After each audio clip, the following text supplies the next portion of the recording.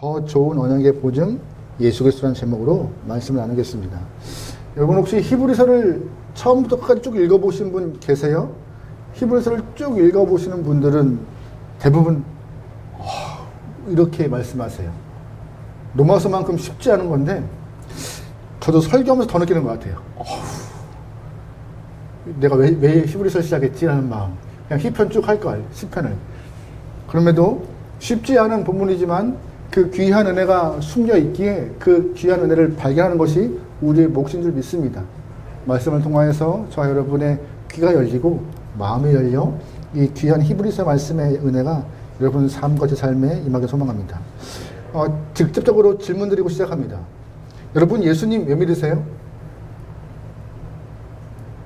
왜 믿으세요? 감사합니다. 정답을 미리 말씀해 주시면 안 되는데. 혹시 주일날 좀 세련되게 좀 보내고 싶어서 교회 오시는 분 계세요? 차라리 그분 멋지게 캠핑을 가거나 취미생활을 하죠. 아니면 예수님 믿음을 통하여서 복받기 원하셔서 교회 오시는 분 계세요? 아니면 예수님을 믿고 평안함을 누리기 위해서 교회 오시는 분 계세요? 다 맞을 수도 있어요. 하지만 정말 예수를 믿는 근본적인 이유는 구원입니다. 구원이요. 구원을 통하여서 우리의 생명이 하나님 나라 연장되는 그런 은혜를 경험하도록. 그런데 죄인된 우리가 하나님 앞에 서서 멸망받을 수밖에 없는, 심판받아서 지옥으로 갈 수밖에 없는 존재이지만 그럼에도 우리에게 생명의 길을 허락하셨는데 생명의 길은 오직 누구다? 예수밖에 없다. 그 얘기를 하고 있는 것이 히브리서이고 그 얘기를 하고 싶은 것입니다. 예수밖에 없다라고. 그래서 예수를 꼭 믿어야 하는 것이고 예수를 절대 포기하면 된다 안 된다? 안 된다. 그거를 히브리서가 말하고 싶은 것이에요. 그런데 우리만 예수님을 믿어서 구원 얻기를 소망할까요? 우리만 구원에 대한 소망이 있을까요? 아니에요. 성경에 있는 이스라엘 사람들도 구원에 대한 소망이 있었습니다. 구약시대에 예수님께서 이스라엘 사람들과 시내산에서 언약을 맺어요. 그 언약의 징표로 주신 것이 뭔지 아세요? 율법이요. 율법. 말씀. 율법을 받아서 이스라엘 사람들은 율법을 잘 지켜 행하면 내가 하나님의 백성된 증표가 되겠다. 다시 말해서 율법을 잘 지키면은 나한테 구원이 있겠다고 생각한 거예요. 열심히 율법을 행했어요. 지켰어요. 근데 이런 생각은 구약시대의 사람만 있던 것이 아니에요. 신약에 넘어와서도 특별히 오늘 본문에 히브리서가 기록할 당시에 있는 사람들도 그렇지. 조상 대대로 믿어왔던 그 하나님의 말씀을 내가 지켜 행하면 율법을 지켜 행하면 나한테 구원이 있겠지 있어라고 믿고 열심히 율법을 행하였습니다. 근데 히브리서가 기록할 당시에 로마에 살던 유대인들에게 그 율법을 향한 기대감과 구원을 향한 소망함을 갖고 있는 영혼들에게 복음이 들린 거예요. 복음이 뭔지 아세요? 복음. 보통이 아닙니다. 복음은 예수가 하나님의 아들이시며 그 아들이 우리 죄를 대신하여서 십자가에 죽으시고 부활하셨다. 그 아들을 믿는 자에게 무엇이 있다? 생명이 있다. 영생이 있다. 구원이 있다. 그것이 하나님의 약속이다. 이 복음을 듣고 일부 사람들이 마음이 변해요. 그래? 그럼 내가 율법을 지키느라 힘든 대신 예수 믿어 구원 받으면 좀 좋겠는데? 정말 예수를 믿으면 나한테 생명이 있겠는데? 라고 믿어버려요, 덜컥. 감사한 거죠. 여기까지는 전혀 문제가 없어요, 여기까지는. 근데 그 문제는 그 이후부터입니다.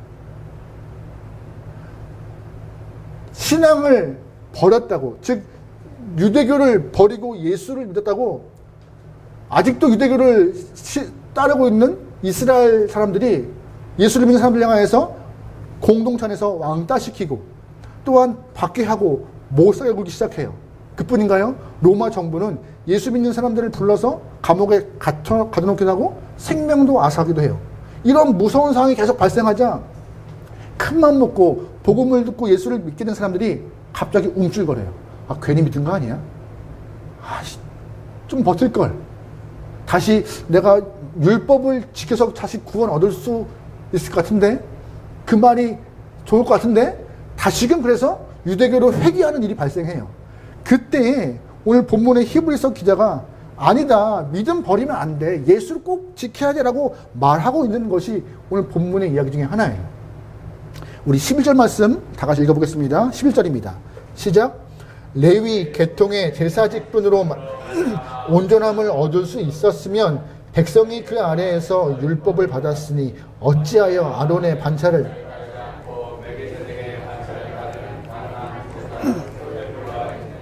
잘 보세요. 레위 계통의 제사장 직분을 경험했던 너희들, 그 직분을 통하여서 제사를 드렸던 너희들이 온전함을 받았느냐? 못 받았느냐? 못 받았다는 거예요. 너희가 전에 율법을 지키고 제사장들의 예배를 제사를 통하여서 온전함을 못 지켰기 때문에 하나님이 새로운 제사장을 보냈다라고 오늘 본문은 말해요. 너희가 그 제사장을 믿는 게 중요하다. 포기하지 말아라고요. 하나님께서 예수님을 통한 구원의 메시지 전에 분명히 율법을 주셨어요. 그 율법은 정말 완벽했고 완전했습니다. 근데 문제는 뭐예요? 율법을 다 지킨 사람이 있다 없다? 없다. 율법을 다 못 지키니 의롭게 안 되는 거예요. 의로움이 안 되니 구원을 누려요? 못 누려요? 못 누리죠. 그래서 하나님이 그 사람들에게 한계는 영혼들에게 허락하신 것이 제사제도예요. 제사. 율법을 못 지켜서 자꾸 죄에 쌓여있는 영혼들 제사를 통하여서 용서함 받고 의롭게 살아라라고. 아주 완벽한 모습이죠. 근데 날이 갈수록 제사가 좀 줄고 하나님을 향한 마음이 좀 회복되어서 점점점 이렇게 주님 보신 모습에 합당이 되는데 그게 안 돼요. 갈수록 죄는 더 많아지고 짙어지고 강해지고. 게다가 하나님이 그 제사를 통하여서 제사를 집례할 제사장들이 필요한 거예요. 특별히 레위 사람들을 통하여서 세우시고 너희는 전문적으로 하나님과 제사를 섬겨라고 못 박아 놓으신 것이죠. 근데 오늘 본문을 보니 갑자기 하나님께서 그렇게 하나님이 율법을 주시고 율법에 그 완전하지 못했던 부분, 율법을 못 지켜서 사람들이 죄인된 모습을 회복시키고자 제사를 허락하셨고 제사를 집례하는 제사장 주셨는데 갑자기 그 제사장들을 폐하신대요. 없애버리고 새로운 제사장을 허락하고 그가 바로 하나님과 인간 사이의 중보자가 되어서 너희 앞에 설 텐데 그를 버리지 말아라고 하고 있는 것이에요. 갑자기 이스라엘 사람들은 당황한 거예요. 아니 왜 제사장을 폐해? 우리에게 남은 것은 그거 하나밖에 없는데. 왜냐하면 지금 히브리서가 기록할 당시에 이스라엘 사람들은 나라 잃어버렸죠. 그들에게 계속 조상들로부터 있던 예언들 오지 않고 있죠. 게다가 하나님이 세우신 왕들도 다 없어져서 나라가 망했죠. 있는 것이라고는 이스라엘 땅에 그 이스라엘을 유지하고 있는 것이라고는 딱 하나, 제사장. 그들이 집례하는 제사밖에 없는데 그걸 하나님이 폐하겠다고 하니 안 당황스러워요? 당황스럽죠. 무슨 일이야? 우리는 그밖에 없는데. 그때 히브리서 기자가 당황하지 마라. 하나님이 제사장들을 폐한다 할지라도 우리가 알고 있는 레위 계열의 레위 사람들 족보에 흘러나오는 제사장들이 아니라 멜기세덱의 계열의 제사장 예수님을 세워서 너에게 구원의 언약을 이루신다라고. 그래서 예수 믿는 것이 우리에게 구원의 길이며 참 진리다라고. 예수님 포기하지 말라라고 말하고 있는 것이 오늘 본문의 이야기입니다. 여기까지가 참 중요한 내용인데 이해하셨어요? 쉽지 않죠. 쉽지 않죠. 이거 정리하는데 참 어려웠던 것 같아요. 근데 여러분 이 말씀 잘 기억하세요. 오늘 본문은 딱 하나예요. 제사장들 고생한 거 알아. 하지만 완벽한 우리 제사장이 있다. 바로 예수님이시다. 그럼 오늘 본문은 어떻게 해서 예수님이 우리에게 완벽한 제사장인지 설명하고 있는데 세 가지 이유를 들어요. 첫 번째 무엇이냐? 예수님은 레위 계열이 아닌 멜기세덱 계열의 제사장이라고 말하고 있습니다. 구약시대에는요, 제사장이 될 수 있는 기준이 딱 두 가지였어요. 첫 번째, 레위 지파. 두 번째, 레위 지파 안에도 아론의 자손들. 그들은 그냥 나이가 되면 그냥 내일은 제사장이고 하나님을 섬기고 예배를 집례하는 일이라고 그냥 그렇게 알고 있던 사람들이에요. 근데 하나님이 갑자기 그 레위 사람들 제사장을 다 폐하신대요. 그리고 예수님을 멜기세덱 계열의 제사장으로 세우셔서 너희는 그들을 믿어라 라고 하고 있는 것이죠. 여러분 혹시 기억하세요? 제가 히브리서 전에 설교할 때 한 번 언급한 적이 있어요. 멜기세덱에 대해서. 창세기에 나오는 인물인데 이가 어떤 인물이에요? 오늘 본문에 보면은 2절과 3절에 멜기세덱이 누구인지 잘 설명하고 있습니다. 같이 한번 읽어볼게요. 2절과 3절 말씀입니다. 시작. 아브라함이 모든 것의 10분의 1을 그에게 나누어 주니라. 그의 이름을 해석하면 먼저는 왕이요 그의 다음은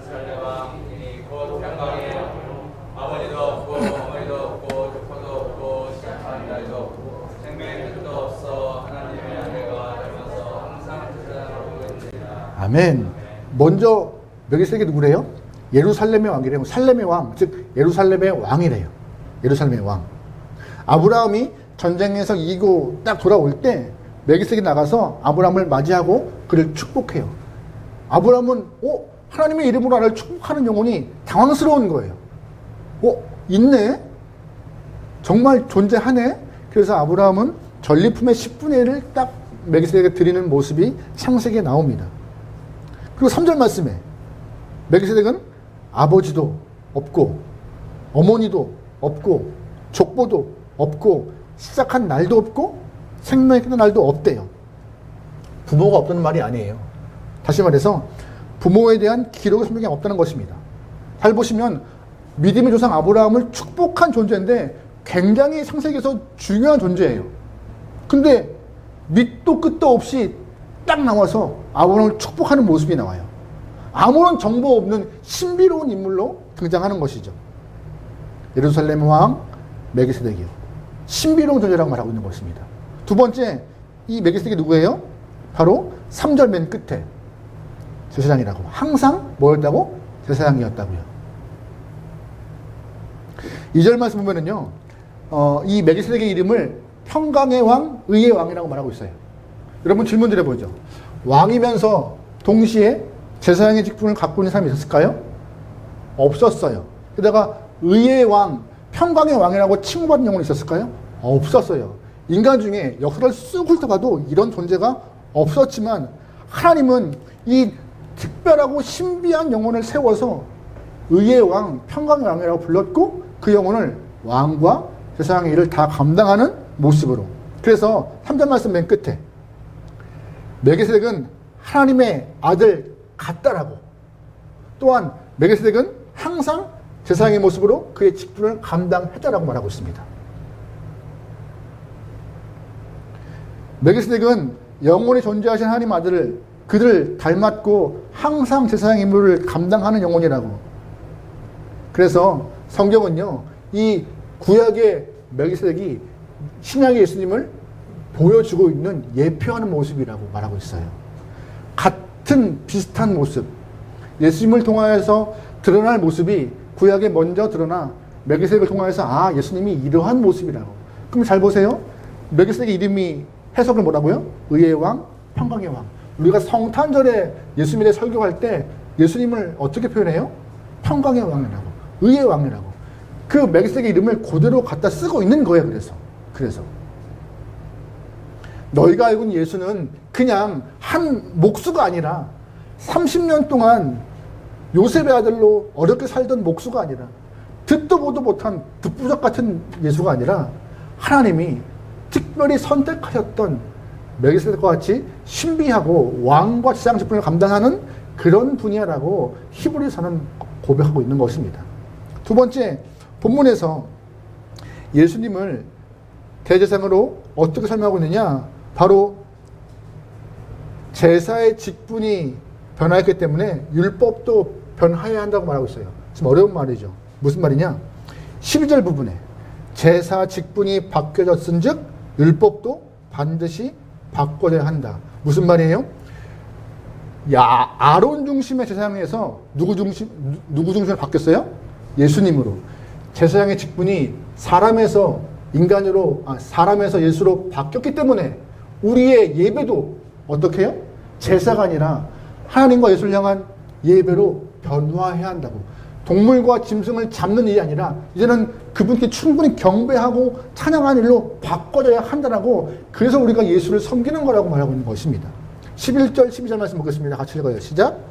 레위 계통의 제사 직분으로 말미암아 온전함을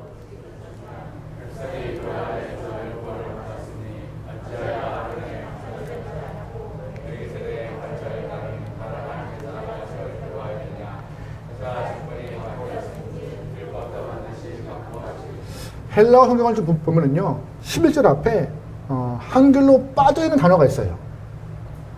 헬라어로 A라는 단어인데 만약, 만일이라는 단어예요.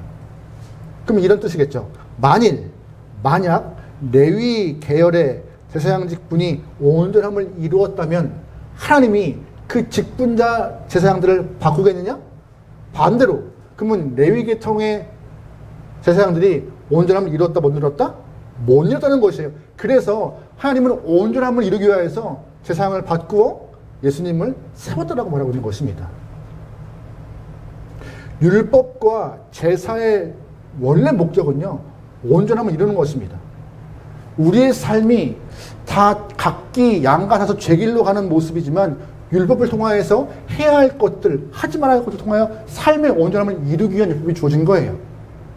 또 하나, 율법을 못 지켜서 자꾸 죄에 빠진 영혼들을 다시금 하나님이 용서하여서 온전하게 이루기 위해서 제사를 허락하신 거죠. 그런데 율법을 완전하게 지킨 자 있다 없다? 없다. 온전할 수 없다.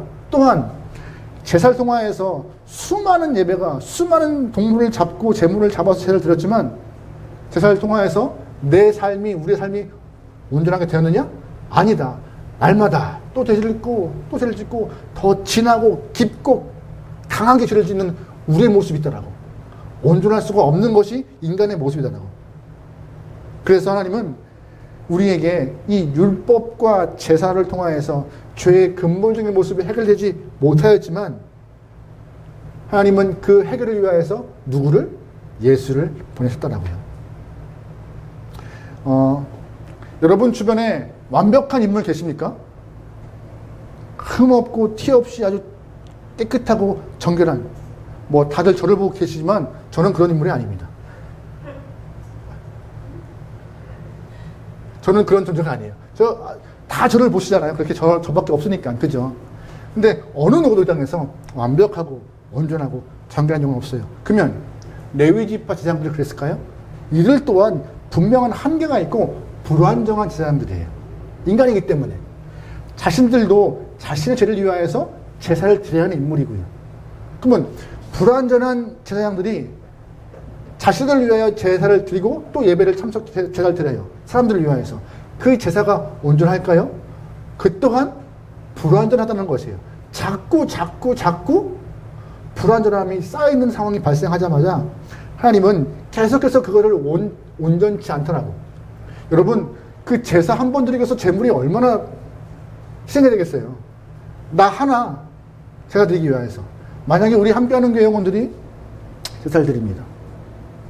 각자가 들어가서 제사를 제물 드려요. 어떤 이는 뭐 양으로, 염소로, 송아지로, 비둘기로.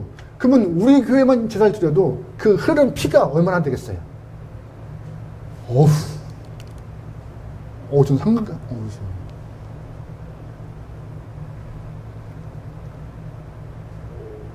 길 운전하다가 노드킬 당한 그거 하나 봐주고는 막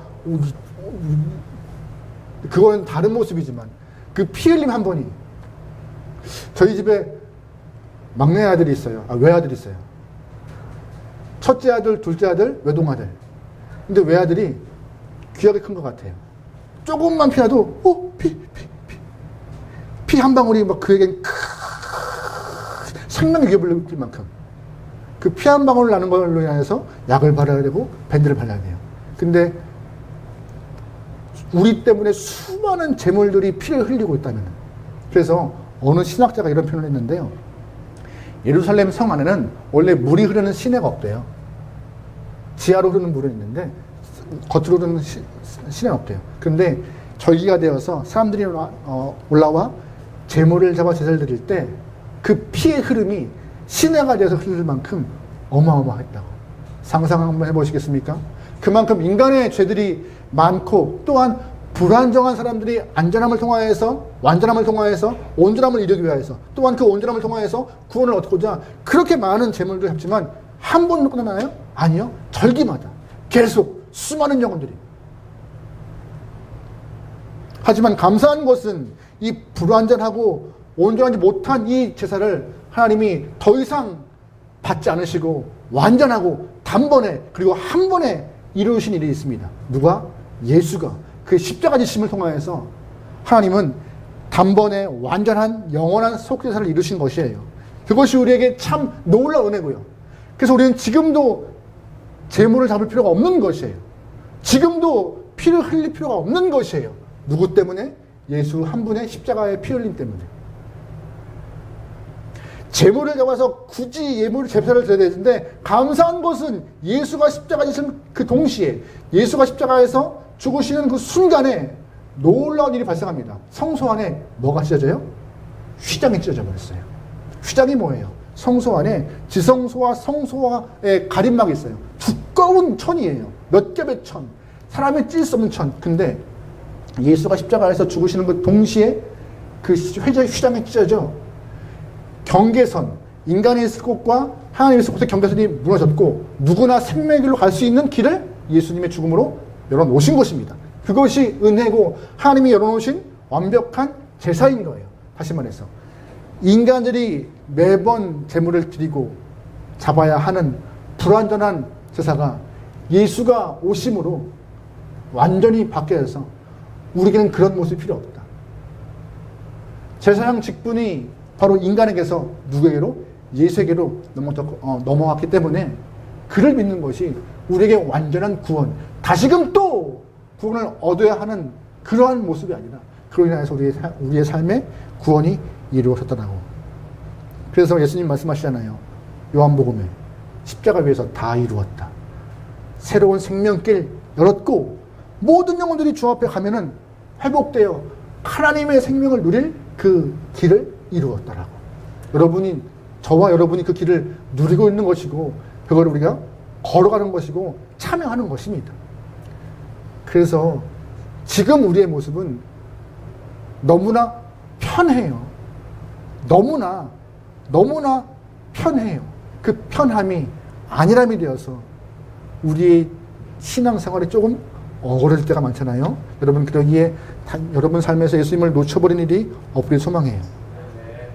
세 번째, 오늘 본문에서 예수님에 대해서 완전한 제사장이라고 그를 구원자로 세우신 하나님의 마음을 어떻게 표현하고 있느냐.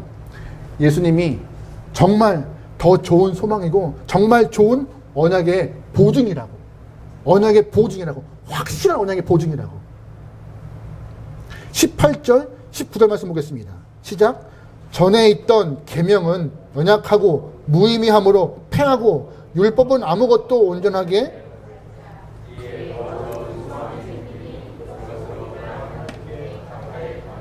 아멘. 율법은 아무것도 온전하게 하지 못한다였어요.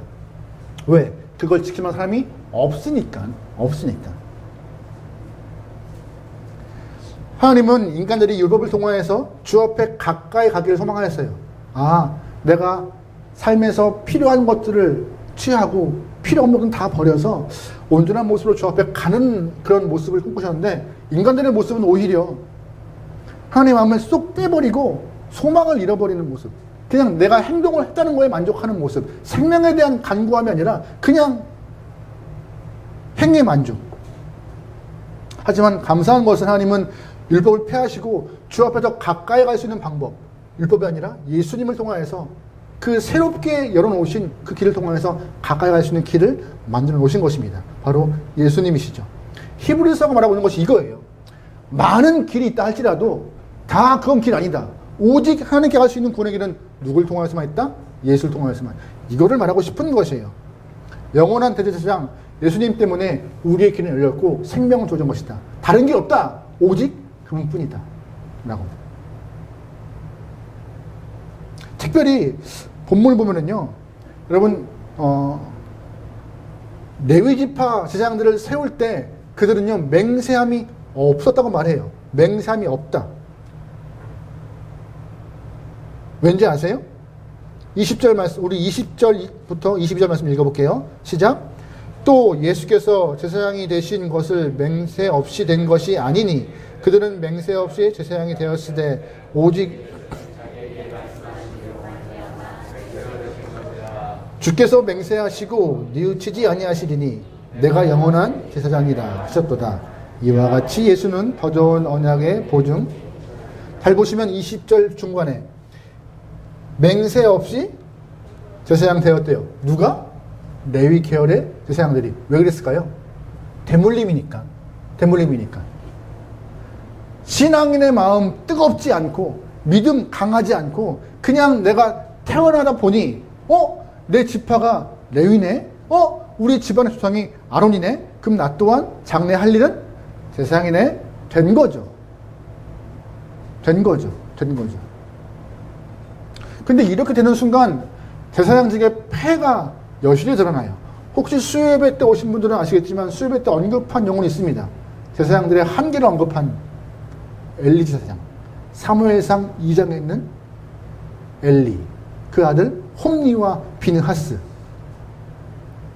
사람들이 화목제를 드리기 위해서 제물을 드렸지만 홈리와 비느하스는 그 제물을 삶아서 나눠야 하는데 나는 생고기를 잡아서 팔아버릴 거야 하고 갈고리로 생고기를 찍어냅니다.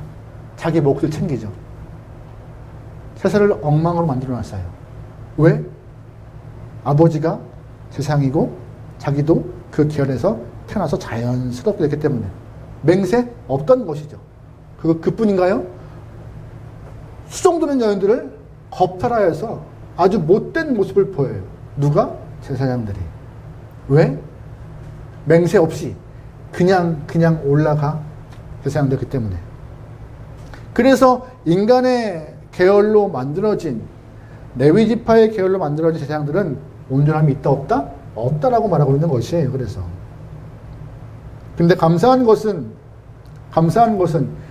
예수님을 하나님이 세우실 때, 하나님이 대제사장으로 예수님을 다시 세우실 때 하나님은 이 예수님을 맹세했다라고 말하고 있어요. 맹세했다.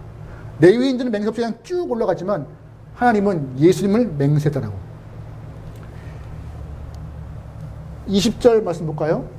예수는 자기에게 말씀하신 이로 말미암아 맹세됐대요. 자기에게 말씀하신 이가 누구예요? 예수께 말씀하신 이가 하나님이시죠. 예수님께 말씀하신 하나님을 통하여서 예수는 맹세가 되어서 제사장 직분을 받은 영혼이라고요.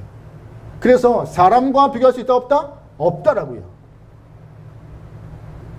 그래서 예수는 더 좋은 언약에 보증되었고 영원한 제사장이 되었다라고 말하고 있는 것입니다. 시편 110편에 이런 말씀이 있어요. 같이 볼게요. 시작. 여호와는 맹세하고 변하지 아니하시리니 이르시기를 너는 멜기세덱의 서열을 따라. 여호와의 맹세를 통하여서 예수가 제사장이 됐는데 어디의 계열? 멜기세덱 계열을 통하여서 제사장 직분을 받았다고 말하고 있는 것이에요. 하나님 어떤 분이세요? 하나님 한번 정하시면 바꾸시는 분이 없으세요. 전혀 없으세요. 흔들림 없이 쭉 밀고 나가시는 분이세요. 결코 하나님은 흔들림 없이 후회 없는 분이시고요. 근데 그분이, 그 하나님이 예수를 제사장으로 세워서 나 제사장으로 예수를 세울 거야. 그로 인하여서 너희가 번거롭게 매번 피 흘렸던 재물 아니라 예수를 십자가에 못 박음을 통하여서 단번에 한 번에 완전하게 제사를 드려 다시금 너에게 피 흘림이 없도록 하겠다라고. 여러분 아까 혹시 설교 초반에 기억하세요? 하나님과 이스라엘 사람들이 시내산에서 맺은 것이 있어요. 그게 바로 언약이라고요. 언약, 계약이라고 해요. 근데 언약 혹은 계약은 혼자 맺는 건가요? 쌍방이 맺어요. 쌍방이. 두 사람이 모여서 이야기를 해요. 또한 합의되는 것을 문서로 남기죠. 남겨서 뭐 하죠? 사인해요. 사인해요. 근데 이스라엘 사람들이 하나님과 맺은 언약은 서로 합의한 내용인가요? 합의할 수도 없죠. 왜? 어떻게 인간이 하나님 앞에서 합의를 하겠어요? 하나님 그거 아닌 것 같아요. 조금 어려워요. 제가 율법 613개 중에서 좀 어려우니까 제가 한 개만 지킬게요. 이랬나요? 어떻게 그런 말을 해요? 그게 불가능하죠. 그냥 하나님이 밀어붙이신 거예요. 왜? 이게 옳고 이게 옳고 이것만이 유일한 구원의 방법이니까. 그리고 그것이 은혜이니까. 근데 시간이 흐르면서 언약도, 제사, 제대도, 예배, 다 온전함을 못 누리니 온전함을 누리기 위해서 하나님이 허락하신 그런 선물이 있다. 누구라고? 예수라고요. 예수라고요. 다른 거 없더라고요. 예수님 허락하신 그 언약은 너희와 협의해서 야, 내가 예수를 보낼게. 한번 믿어봐 볼래? 그러면 구원 얻어? 이게 아니에요. 너희한테 율법도 안 돼. 제사도 안 돼. 생명을 줘야 하는데, 영생을 줘야 하는데, 구원 줘야 하는데, 유일한 방법 다 해봐도 안 되지. 그냥 편하게 딱 하나 줄게. 누구라고요? 예수라고요. 예수라고요. 요한복음 한 장 보시면 여러분이 잘 알고 있는 말씀이 있어요. 한번 읽어볼까요? 시작. 하나님이 세상을 이처럼 사랑하사 그만 독생자 뭐 했다고요? 주신 것이래요. 상회에서 가질래? 이게 아니었어요. 한번 가져볼래? 이게 아니었어요. 주신 거예요. 유일한 대안이기 때문에, 유일한 거기 때문에. 율법도 안 되는 영혼들에게, 제사로도 안 되는 영혼들에게 유일한 구원의 길 예수를 주심으로 그 예수님 통하여서 영생 얻으라고. 너희 다른 곳 가지 말라고. 그래서 우리에게는요, 오직 그를 향한 뭐만 있으면 돼요? 믿음이요. 뭘 자꾸 하려고 하지 마라. 그냥 예수가 유일한 길임을 믿어라. 그러면 된다. 이렇게 말씀하시죠. 목사님, 믿는 게 쉬워요? 그게 제일 쉬워요. 왜? 율법도 못 지켜.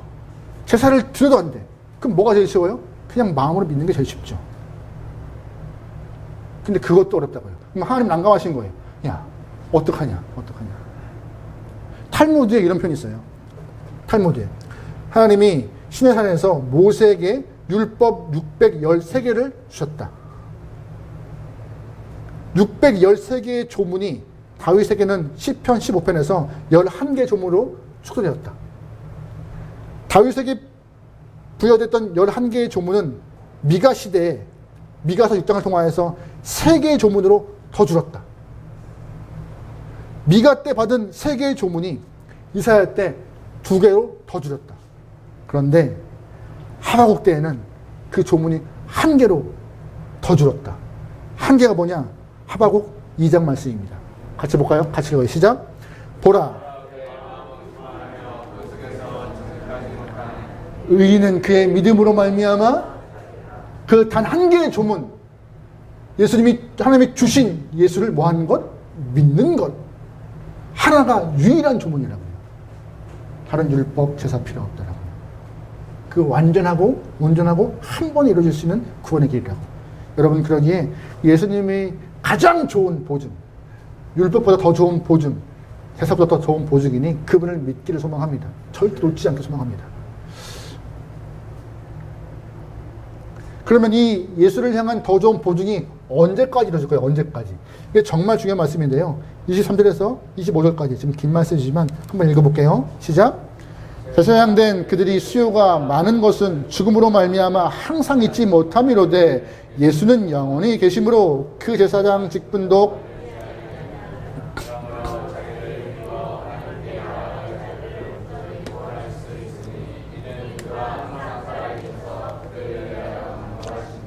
할렐루야. 무슨 말이에요?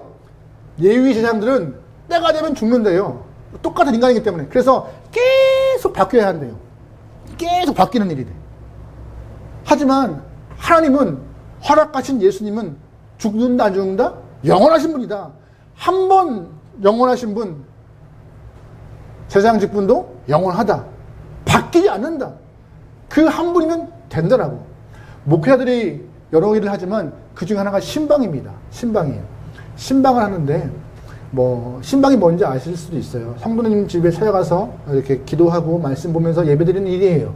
위로하는 일이에요. 근데 예전에 부교육자 할 때 어떤 교회들은 담임 목사님이 부부 목사들에게 나가서 하루에 신방 10가정 하고 가라고 숙제를 내줄 만큼 이렇게 하는 일이 있어요. 그럼 하루에 10가정 보는 게 쉽지 않거든요. 정말 쉽지 않아요. 그리고 또 일이 겹치면은 신방을 거부하기도 하고. 그래서 저희 선배들 간혹 가다 있던 선배들은 그냥 전화 신방하면서 괜찮으시죠? 하고 사우나 가시는 분 계셨어요. 간혹 만에 하나예요. 이건 정말 그냥 별거 없어요. 목사님 오시지 마세요. 서로 귀찮은 거야. 오는 것도 귀찮고 뭐 대접하는 것도 쉽지 않고 와도 똑같으니까는 그냥 잘 지내요 목사님. 네.